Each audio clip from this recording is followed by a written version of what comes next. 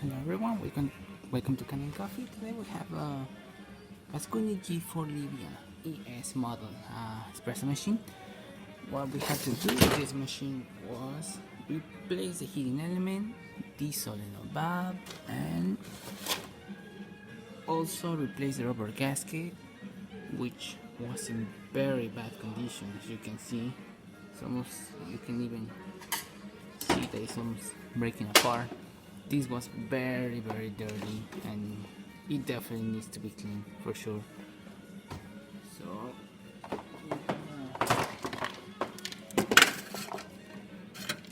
do one shot of espresso.